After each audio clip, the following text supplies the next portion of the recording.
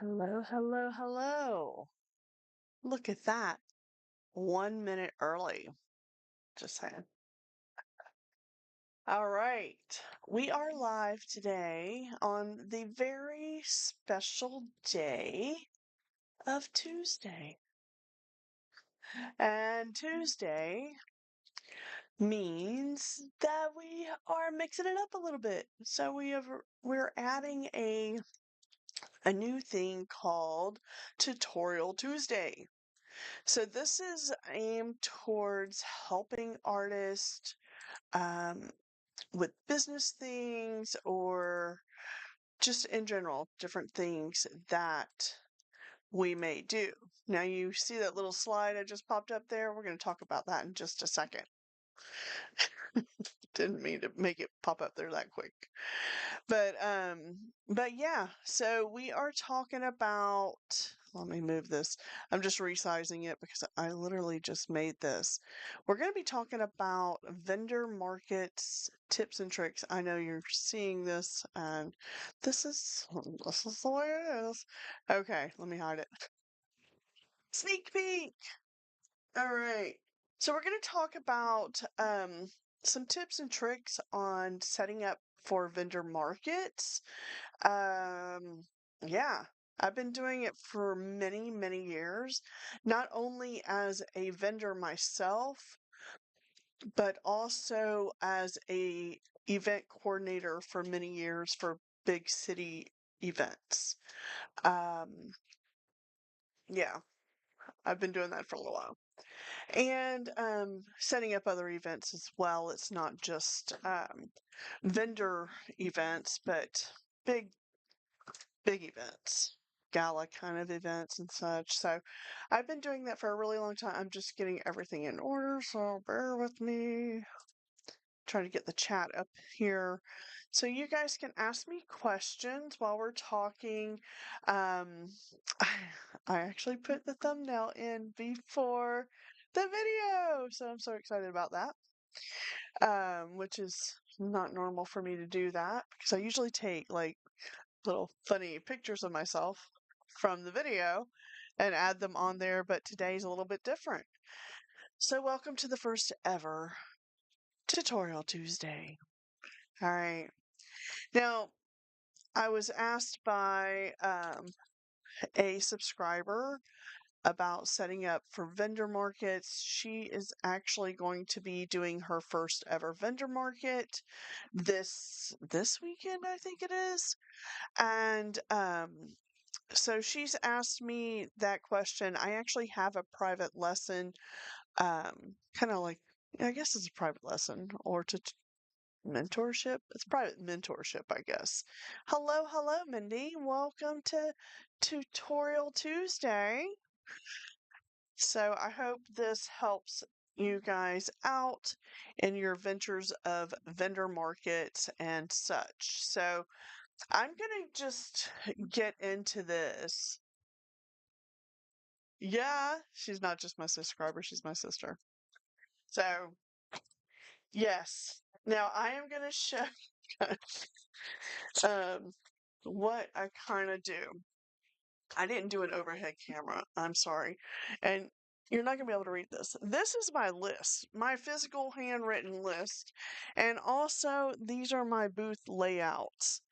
Um, so preparing for a vendor market can be kind of daunting to think, oh, what am I going to do? And how am I going to set it all up? And do I have enough things to sell? Or do I have enough tables to show things on? Or do I even have a tent? Do I need a tent?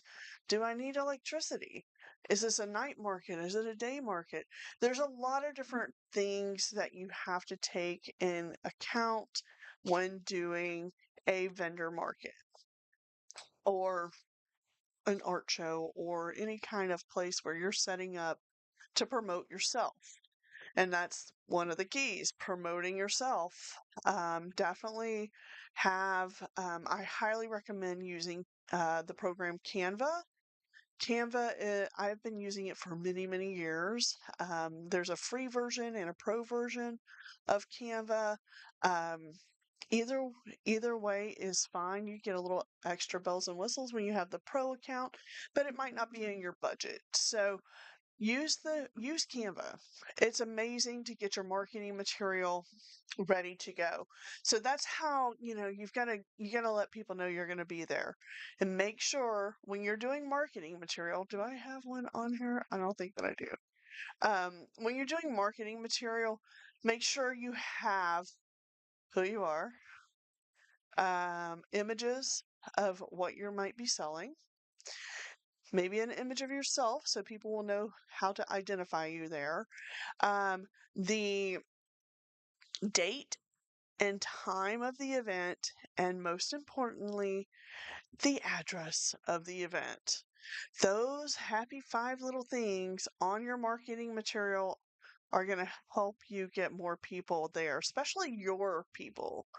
Um, by word of mouth is probably the best form of advertising. And also, that might be the best way for you to reach out to your client base or your friends and family to come and support you. And if every vendor at the market reaches out to their people and their people and everybody does it, you get more and more people there. So marketing is a key thing for your vendor market. Let people know you're going to be there, talk about it, tell people what you're going to do, say, it's a must see, you need to be there. So um yeah, so that's first and foremost. Now, you might not have a tent yet. You might not have tables and chairs yet. I suggest going out to, you can get really inexpensive tables at Walmart. I actually have some there. They are a black table and they're lightweight. Lightweight tables will save your back in the long run. So that's a big, big tip.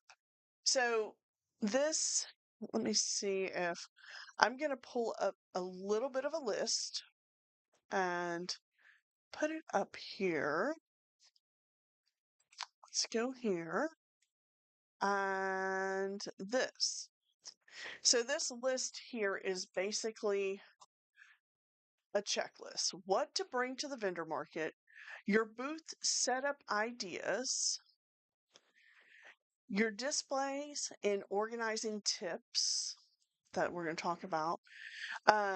Yeah, whatever you're preparing for your first vendor market event or looking to improve your setup, this video is about that. Okay. Have we learned lessons from doing markets and festivals? Of course. You're always going to learn something new every day, and that's really important to keep that in mind.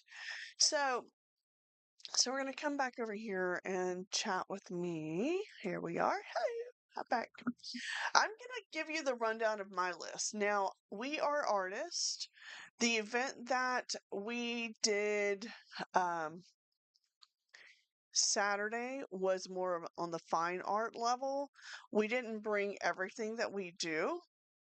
I'm also going to pop up. Let me see if I can put up the thumbnail that I just made. I'm going to put that up here so you guys can see this. So here's our thumbnail for the day. So in this image are several different markets. None of them are in the same place. There are 4 different markets here. The first one with me behind the table, I highly suggest having a checkout booth area, a checkout stand, or somewhere you can check out things. I don't know if I can make that bigger or not for you guys. Let me see if I can show it bigger. So in this box here, this is my checkout box. And I keep my money in there. I keep bags and tissue paper and also use it as a stand. So this is basically a wood crate from Michaels, and I just painted it, and literally it carries all my stuff to the event. I turn it on its side and now it becomes like a little mini desk. I highly recommend having a little mini desk to have a I usually put like a little thank you note card in the bags, tissue paper, anything. If you're doing something in the cash and carry world, that's what you would need. The bottom left picture here, this is a basic tiny door setup. Um, this wasn't a lot of things that I brought. So also the picture on the right as well. These were smaller setups because we bring a mobile studio to these. So we bring a little bit of a smaller setup, things for sale, cute displays. The rack that these little beads are on, that rack is basically a shoe rack. So it is literally from my closet. Every time I take it, I have to go take the shoes off, clean it, put it in the car, and take it with me. Um, so yeah, so this is a shoe rack and plastic bins from the Dollar Tree. You can get all kinds of display things.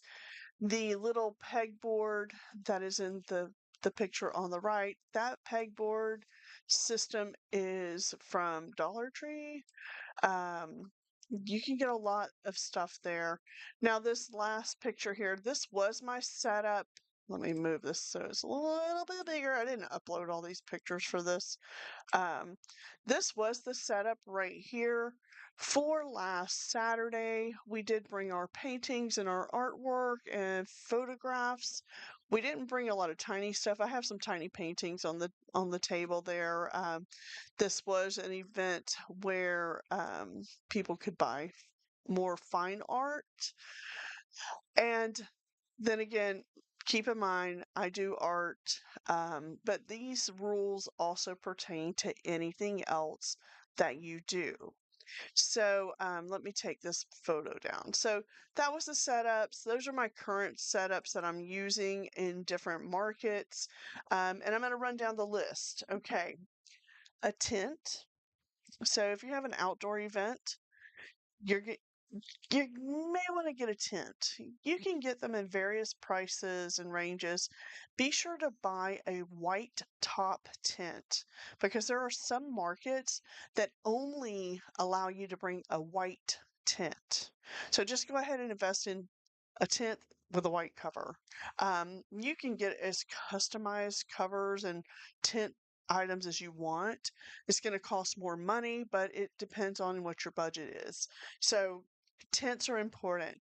Now, in that tent, in our case, we have metal walls that we bring that are like a grid wall, and they basically are there for us to hang our artwork on. A lot of tents come with Velcro walls that go around. So if you're at a multi-day event, you're going to need those walls to close up your tent overnight for the next day. Now, if you do have a tent, hello, Yolanda. I'm looking back on the chat. I'm sorry I'm missing y'all's chat, but I'll keep picking out. Hello, hello, my friend. So anyway, tents with walls, if you're doing multiple day events, are pretty important because you need to close it up. And they're going to require you to have that. So when you purchase a tent, get a tent with walls. Yeah. So okay, we'll talk about that. Hold on one second. We're going to talk about that and getting leads and such. And there's different ways of doing that. So hold on one second. Tables, 6 foot tables or 4 foot tables. I actually use, well, I'm going to pull this one out. So this is my little drawing, but I take, I actually have paper cut to scale, like miniature scale of a tent of all the things that I have. Like in my setup world, we actually own 3 tents.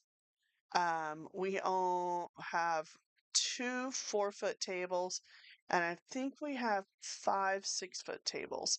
Now, that sounds like a lot, but we've been doing this a really long time, and we have acquired these things over the years. But you need a table, a chair, definitely a chair if you are going to be in an event that um, you need to sit down and do something at, and things like that. Me personally, I do not sit down at an event at all. Last Saturday, I arrived there at 10 a.m. and put up all the tent, all the things in the tent, the walls, the tent, all of that stuff, put it up all by myself. Freddie had to work. I put it all up, and I was literally on my feet from 10 a.m. till nearly 10 p.m. for that event.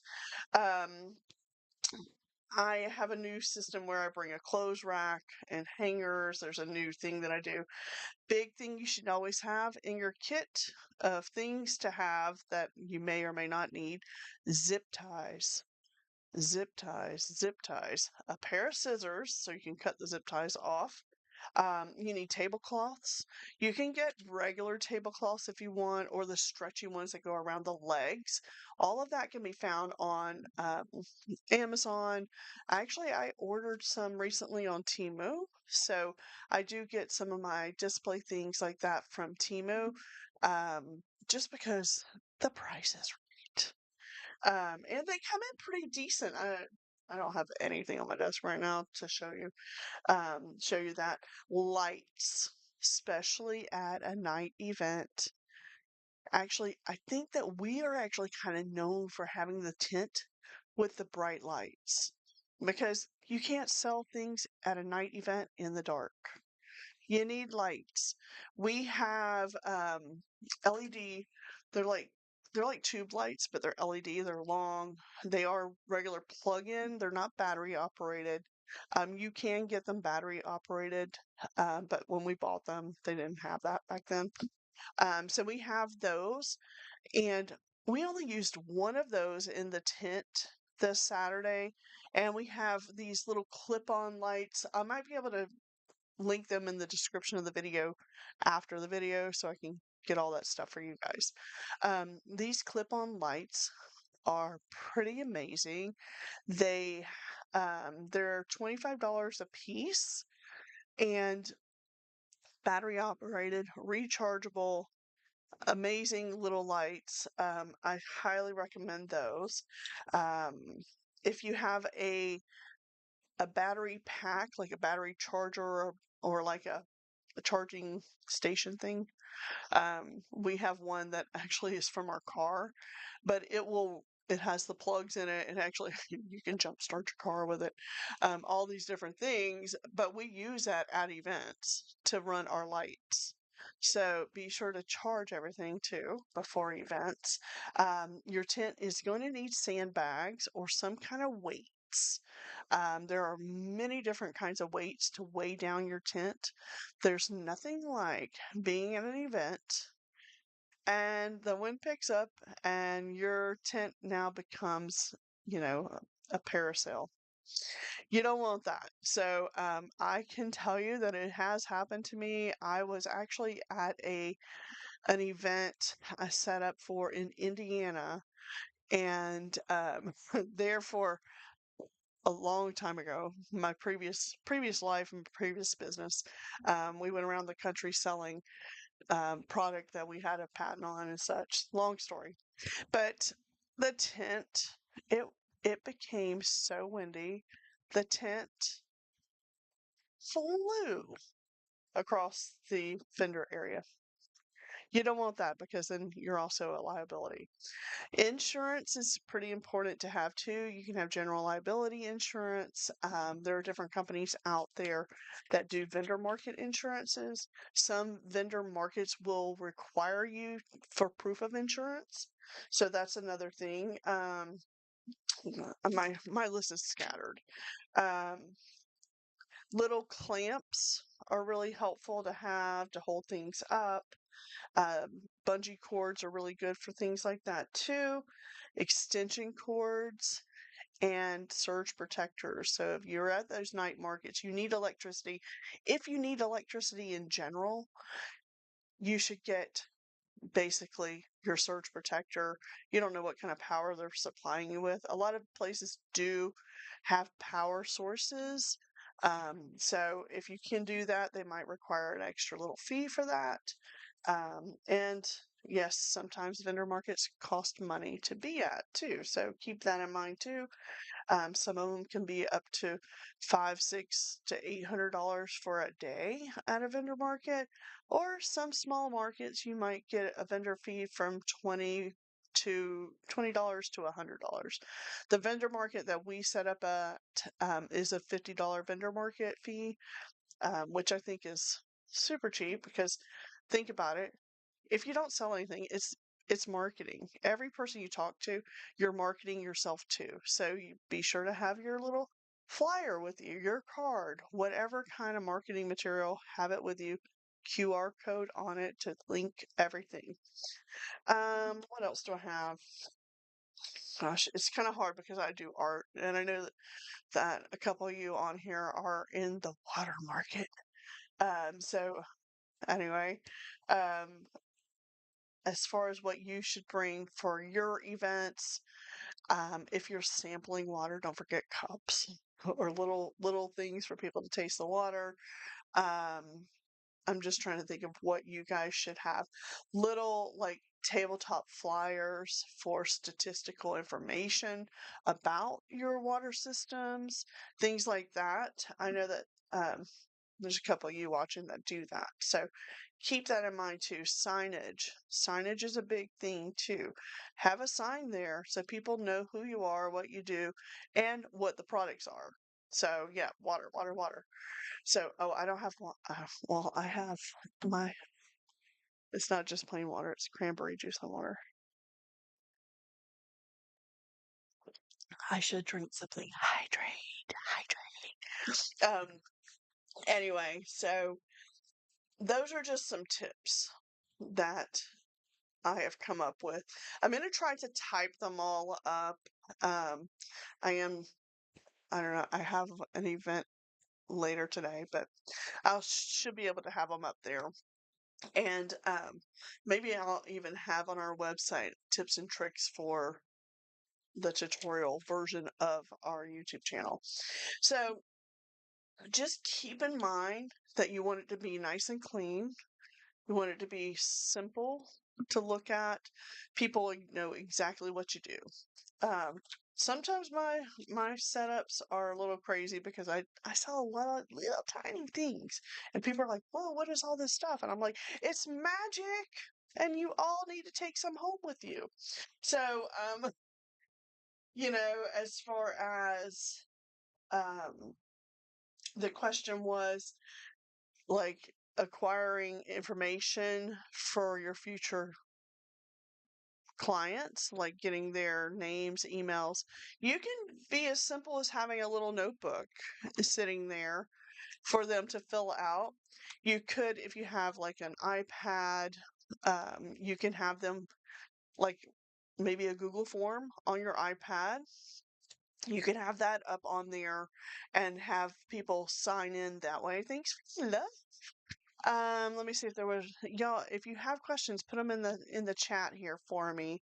So yeah, so definitely, I'm just trying to read here. So collecting leads is really important. Um, any special tips on networking? Networking. So in in our world, we network work everywhere. We talk about what we do, tell people what you do. If you do have a schedule planned out on our website, we actually have, yeah, the dot bracelets. Those are very good. Wait, do I have somewhere on my desk? Hot. Okay, so I don't have a dot bracelet, but I have this. And it's basically you tap this. This is my little signage. Inside of this, so Okay, you want to see how crazy I am? And well, you two know I'm a little crazy that are watching right now, but yeah. So this is basically my version of a dot bracelet. I do have another thing that I use as a bracelet, but it's like a beaded bracelet and I have a tag on it. Let me get the program that I use. Um, I use somewhere on my phone. My phone's like, hey, okay, you're touching me. I'm going to send you all your messages. An NFC tool. It looks like, I don't know how I can show you guys. It's an orange. The icon is right there. It's orange. It has an N, like on, I don't know if you guys can see that. Um, it looks like this when you go into it. You can program your own tap system. So in this tap system, which is drop my little table. Um, this was a toy from McDonald's because I'm kind of crazy about Happy Meal toys. And it's got sticky tack on it. This is just a little piece of paper, but on the back is a NFC dot. So you can actually purchase these little NFC dots on Amazon, and you can make it go to whatever kind of marketing you want them to do. If you, as long as it's on the internet, you go on to your app. You go on your app and you're going to write a new tag and you tap the tag with the information and it will work. So I'm going to show you. So this is my dot bracelet. So it's kind of funny. All right. It says tap here for our website. I'm going to take my phone and there it goes. Right to my website. And I made it myself. And it didn't cost a whole bunch of money. And I have a pack of like 100 of these little tags, and I can make it do anything. We are working on a scavenger hunt that will be using these little tags with the tiny doors. So we're working on something with those. But I added on our website. I made a little cute sign. Tap here, and people can get to the website. Now, if you want to do that and you tap, say you have your contact information request form on Google Docs. You can link that and have somebody tap that and they can fill it out on their own phone. So that's another way of doing it. So let me see. Yeah, that I was looking. Yeah, my little tap thing is it's a little bit different. But I literally have a tap NFC tag on a beaded friendship bracelet that I sometimes I wear it to events. So those are some tips. What other questions would y'all like me to help you out with? Just put them in the chat for me. Um, I know that you guys are doing water, and I know about the water system because Mindy's told me all about it. Um, I would say having your marketing material is kind of a key thing. Now, you might, um, if you're filling up water bottles for sale, making your own stickers can can be really fun. You can also design and print your own stickers. Once again, in Canva. I know that I was helping Mindy out with that yesterday, um, and trying to get the Cricut machine. She has a Cricut Air, and it's a little bit different than mine, but she did it. I think she got them done, and it's just setting up for a market is like setting up your mobile store. It's not like you have a brick and mortar store currently. Maybe that's on your future plans, but Oh, okay, I'll talk about the waterproofing of the stickers. Um, so just think when you set up at a vendor market, you're setting up your store and you want to make sure the experience that people are having when they come to your store is just like you want to have a, an experience with um, your clients in a regular brick and mortar. You want it to look nice. Some people bring drapes and put up in their tents and all these really cute things. I don't usually do that because the wind is crazy usually at the events that I attend. Stickers. See, do I?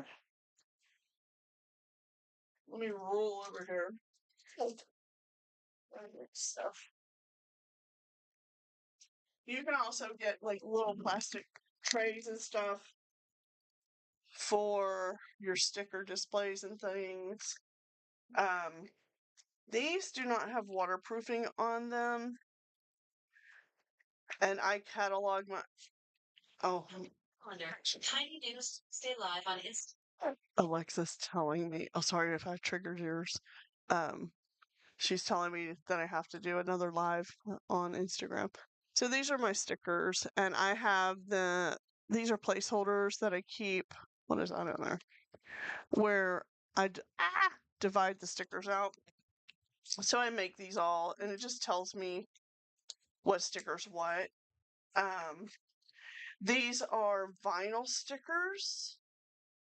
I I have cute little stickers. I have a ton of them. I don't even show all of them like on our website and stuff. Um, and I haven't made any in a while, but I mean I have, and I have clients that I make them for as well. A couple different people locally. I make their stickers for them. So when you have your stickers, now when you purchase vinyl sticker paper, it's usually 8.5 by 11, standard size paper. You can run them through a print then cut system if you're using Cricut, or you can just run them through the printer and just cut them out yourself. You could do that. Now, yeah, you definitely need vinyl. I only use vinyl stickers. The regular sticker paper stickers, they're not waterproof. And to do extra waterproofing, you need to get they have all that's on my other side of my studio. They're by the company of Avery Paper Products and such. They have a um, self-laminating sheet, and you can put that over your stickers if you're not using vinyl. Now, some of my clients actually want on top of the vinyl, they want additional waterproofing. So I add another water coat, that waterproofing over the sheet. And you do that before you cut them. You put them on there, give them a good massage, that waterproofing, and you can make stickers. Stickers are really good for little cash and carry things, or maybe just giveaways with your information on it. Don't forget to put your website on it. Whatever you want people to find you at.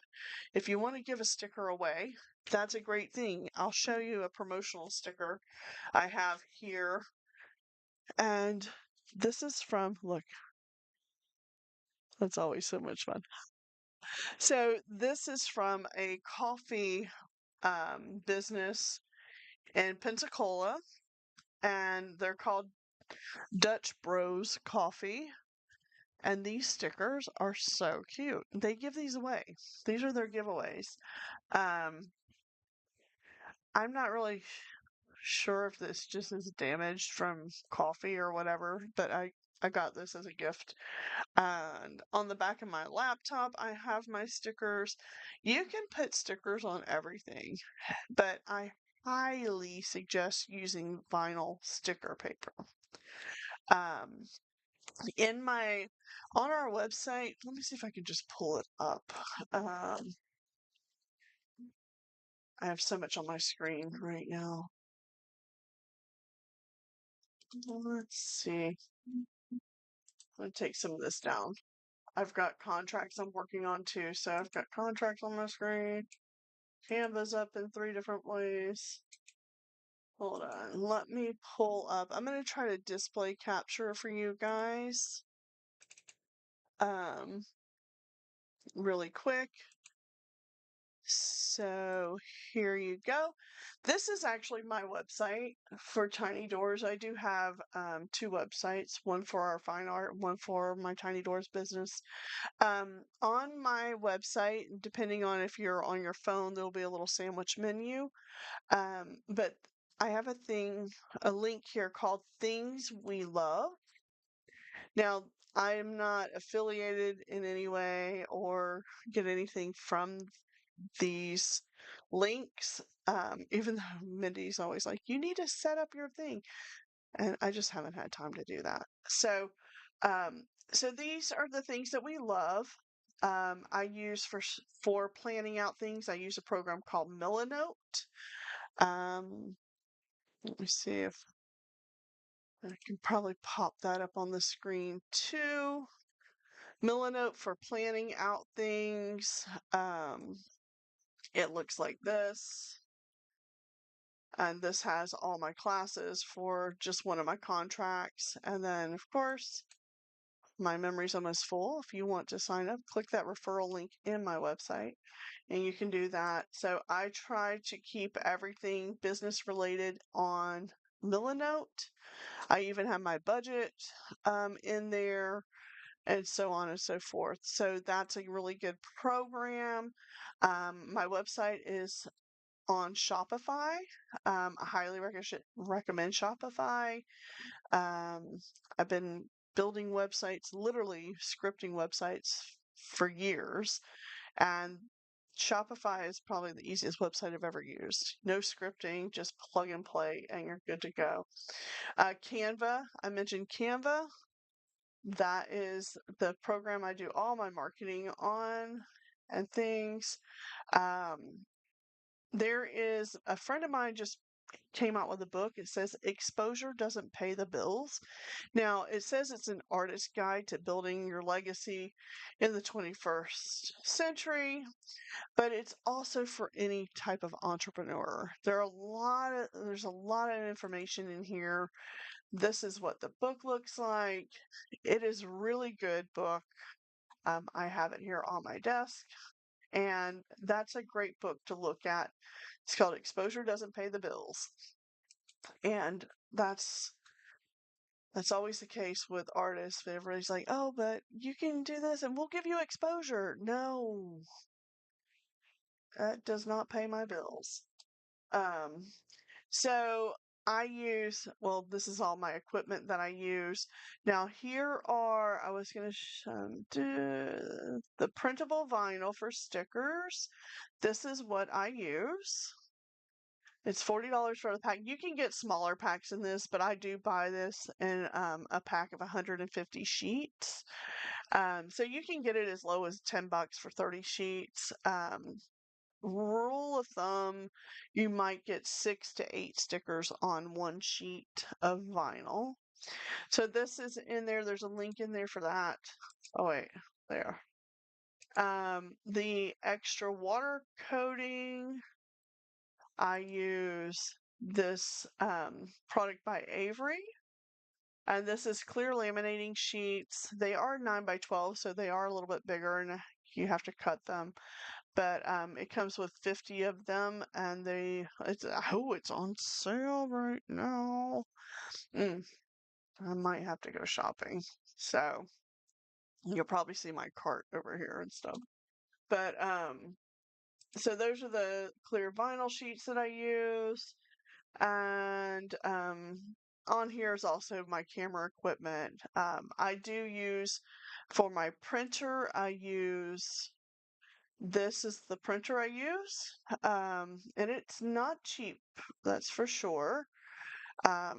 This is actually cheaper than when I bought it, but it is a really great printer, and I do not use the ink that it comes with.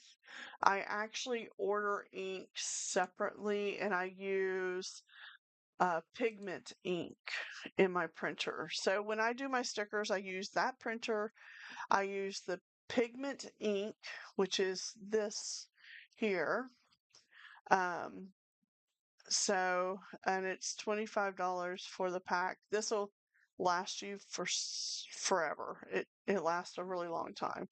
But those are the things that I use for making my stickers, and it's all in here. Maybe I'll do a what I use for stickers. Um, if you need to use regular laminating sheets and you're making your flyers to go on your table, I use these laminating sheets to coat or print out my flyers, and I put a laminating sheet on them as well. So these are just some of the tips and tricks that we have. Having a website that has everything on it is a really good thing too. Um, I always have this is a Google Calendar, and it will say everything that I do every single day. So people will know where we are, what events we're doing, and then I include all these flyers made in Canva and such. And this is what I'm about to do next after this live today. I'll be on Instagram soon. So that is what I recommend for you guys if you're getting started with stuff. So I hope that helps you guys out. Yolanda, did you have any questions or anything? Let me know. Just put it in the comments. We're going to be closing out just a second. And yeah, so let me know if you have any more comments or questions. I know that Mindy had to run out, but she's delivering water. So, so yeah, so she can't comment right now. But these are my standard tips and tricks at vendor markets. Make sure you're set up as if you have a storefront. Make it look great. You don't have to spend a ton of money on the setup. You need your basics, table, chair, tablecloths, marketing material, your products, of course, lighting, a tent if you have it. Some places don't need a tent. I do some indoor events that don't require a tent. So, okay. So, yeah. Um, so basically, that's what we have today. This is my first tutorial Tuesday. I mean, I've done like tutorial stuff on here before, but we're going to make it a thing on Tuesdays. You have events coming up. Yeah, my events, um, I always have events coming up. And when I say events, everything, since I am a full-time artist, I believe everything that I do is an event. Um, how many events do you have coming up, Yolanda? Do you have several? Do you do a lot of markets? Um, that kind of thing? Just let me know. We do 2 markets a month. I teach twice a week um, at a school, and then I teach once a month at the library, a painting class, and I don't know. I do a lot of other stuff too on on top of all that. But as far as like setting up for markets, we do 2 markets a month. Um, for now, we actually haven't told many people, but the event that we did this past Saturday, which we've been doing for a while, it's held on first Saturday of the month. Last Saturday was our last one there. We're just too busy right now with people coming in. None at this time. Yeah, and you can explore. Facebook is a really good place to find markets in your area. I know you live up north. If you go onto Facebook and put in art markets near me, or even Eventbrite, um, you can find events to set up at. And you just never know. You never know what it's going to do. And if it's a reasonable price event, I always think of it as, okay, how much does it cost me to do a whole marketing campaign in a magazine or a newspaper? And if the event is lower than that, I try to be there for that. Um, and it just, oh, you still live in Clewiston? What? Wow, Seatown's getting crazy over there. Last time I was there. So, oh, fun fact for you two. And I'm not sure who his parents are, but there was an artist that he's also a high school art teacher who reminds me a lot of Mr. Mack. No, you two know who Mr. Mack is, but this guy's got red hair too, and yeah. So, but fun fact is I've known him for a long time, but he's from Clewiston. And I didn't know that. And I was like, we were both freaking out that we were both from Clewiston because I had Freddie has a really great painting of sugarcane burn and football and such like that. So, um, we were talking about the painting and he's like, so I hear you're from Clewiston. I said, yeah. See the yes. So we had a whole conversation about Clewiston and how much it's changed. And he's like, have you been to the Sugar Festival lately? And I'm like, yeah, a couple of years ago I went and it's crazy. It's like, it is not the same. But he's also old enough to be my kid. So he's not our age. Um, yeah. So Fairchild.